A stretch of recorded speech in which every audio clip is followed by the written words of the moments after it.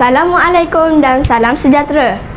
Anda sedang menonton Stars TV, saluran rasmi sekolah kita yang sentiasa membawakan info, berita dan info menarik. Saya Dia. Dan saya Fatia. Minggu ini memang luar biasa sebab kita sedang menyambut Minggu Bahasa Melayu 2025 dengan tema Warisan Kita, Kebanggaan Kita.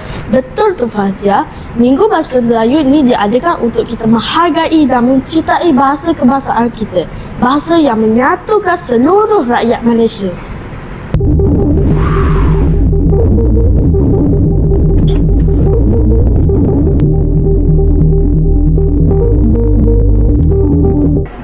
Sepanjang minggu ini, pelbagai aktiviti yang menarik di sekolah kami.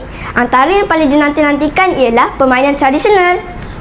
Ada batu seremban, guli, sepak bola ayam dan colek lidi. Masa ni lah nak tunjuk bakat dan kecekapan masing-masing. Selain berseronok, kita boleh mengenali warisan budaya kita sendiri. Dan bagi yang suka berpantun, jangan lepaskan peluang untuk sertai pertandingan berbalas pantun. Kalau tak sempat hafal pun tak apa. Janji, semangat dan keyakinan diri. Berbalas pantun di bawah tangga, senyum diberi tanda mesra. Bahasa Melayu warisan bangsa, jangan dilupa sampai bila-bila. Wah, mantap pantun tu Fatia. Tapi jangan lupa dengan kuis interaktif dan spontan.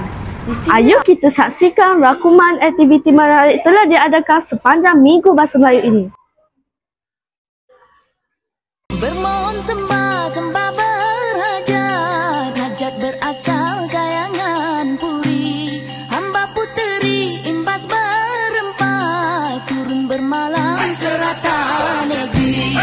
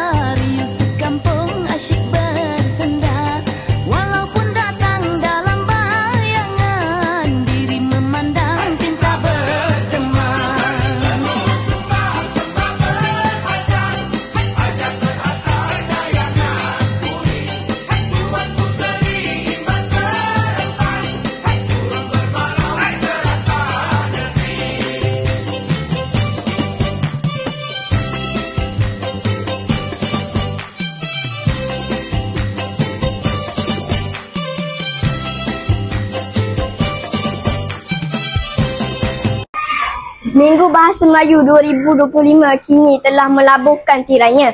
Namun semangat mencintai bahasa ibunda janganlah terhenti di sini. Teruskan bertutur dengan indah, menulis dengan santun dan berbangga menjadi penutur bahasa Melayu yang unggul. Terima kasih kepada semua guru dan murid yang telah menjayakan program ini dari awal hingga akhir. Sekian saja liputan khas penutup Minggu Bahasa Melayu 2025 dari kami di Stars TV. Bahasa Jiwa Bangsa.